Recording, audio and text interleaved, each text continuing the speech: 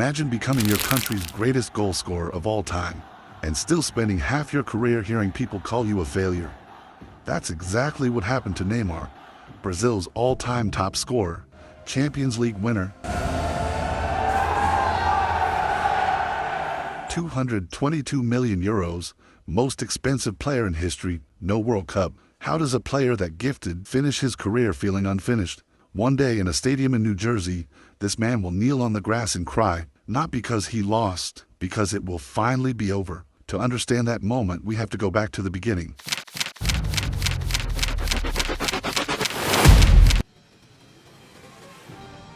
Back to a name he never asked for. Brazil gave the world Pelé, then Ronaldo, Ronaldinho, Kaká, one legend after another.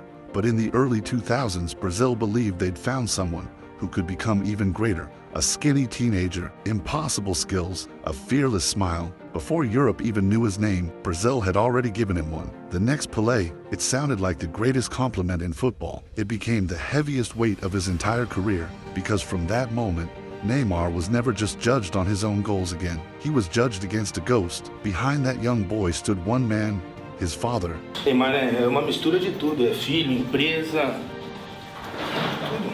Neymar Santos Sr., who had once dreamed of playing professionally himself. That dream never arrived. So while other prodigies were handed to agents, Neymar was handed to his father, a man who spent decades building the career he never got to have, through his son instead. Years later, Neymar put it simply, "My father has been by my side since I was little. He takes care of things, my finances, my family. I signed what he tells me to." By 17, Brazil already knew the name. Crowds weren't buying tickets to watch Santos FC, they were buying tickets to watch Neymar.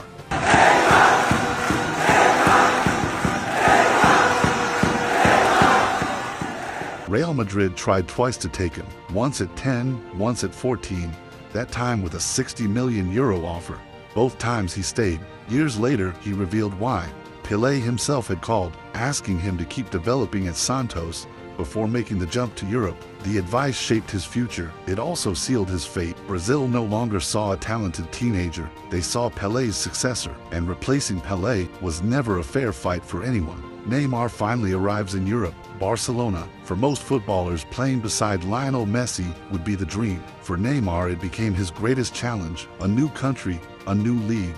Millions expecting instant greatness. When self-doubt crept in, Messi pulled him aside and said, "Don't be afraid, be yourself, play the same football you played at Santos. I'm here to help you." Those words changed everything. Messi, Suarez, Neymar, MSN, one of the greatest attacking trios the game has ever seen. La Liga, the Champions League, the historic treble. On the pitch, Neymar looked unstoppable. Off it, another battle had already begun. For years, the world called him Messi's partner. What Neymar actually wanted was for the world to one day say, Messi was once Neymar's teammate. That wasn't jealousy, it was ambition, the kind every great athlete carries. He said it himself again and again. He wanted a new challenge, responsibility, something that was his, not shared, not borrowed. For the first time, Neymar wasn't leaving a club, he was leaving the safest place in football. Barcelona had given him trophies. Messi had given him protection, but no amount of silverware could give him his own kingdom, because every king, eventually, has to leave another king's kingdom. So in 2017, he made the biggest gamble in football history. Paris Saint-Germain, 222 million euros, the most expensive player the game had ever seen. The world said he left for money. Neymar always insisted it was about finally being the sun, not the shadow. For a while, it looked like he was right. Then his body started saying no. A broken foot, an ankle injury, another surgery, another comeback. Bora, Julião. And every 4 years, one dream remained untouched by injury. For Brazil, Neymar wasn't just a footballer. He carried the hopes of 200 million people. Brazil hosting on home soil. This wasn't just a tournament. This was Neymar's stage. Then against Colombia, Juan Zuniga's knee drove into his back. Everything changed in a single second. Neymar hit the ground and couldn't get back up. He would later say, 2 more centimeters and I could have been in a wheelchair. In that moment, Neymar wasn't Brazil's superstar. He was just a 22-year-old kid asking himself one question, will I ever walk again? While an entire country cried because they might lose a World Cup, Neymar cried because he thought he might never play football again. Doctors told him 2 centimeters higher, and his life would have changed forever. Brazil played the semifinal without him.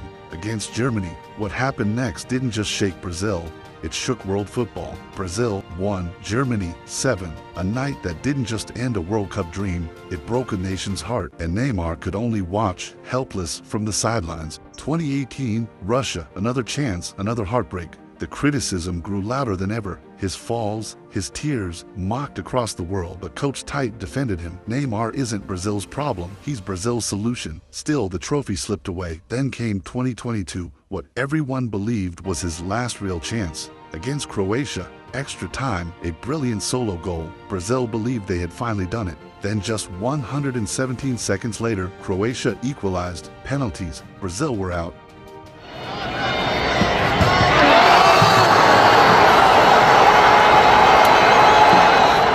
Football wasn't done with him yet. 3 years later, after a torn ACL nearly ended his career for good.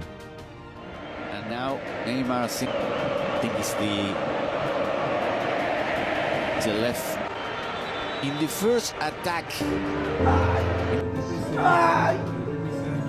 Volta, pelo amor de Deus. Calma.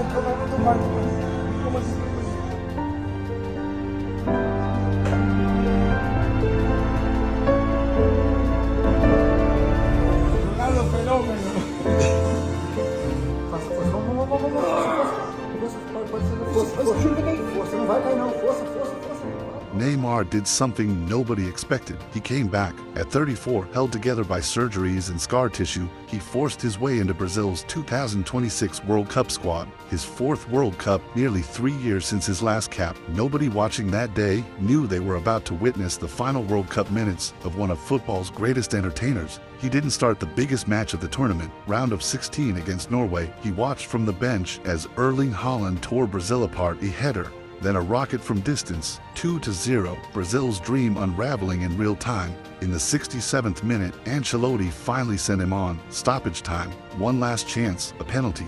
Neymar stepped up, the way he always had, the way he always would. He scored. It wasn't enough. Brazil lost 2-1, their earliest World Cup exit since 1990, but somewhere in that stoppage time strike was every version of Neymar that had ever existed. The boy from São Vicente, the kid who said no to Real Madrid, a teenager who became the next Pelé, the man who chased his own legacy through Paris in pain. One final goal and one final match for the only jersey that ever truly mattered. Shortly after, Neymar retired from international football for good, standing in the same MetLife Stadium where he'd made his Brazil debut 16 years earlier. With tears in his eyes, Neymar announced the end of his international career. I tried.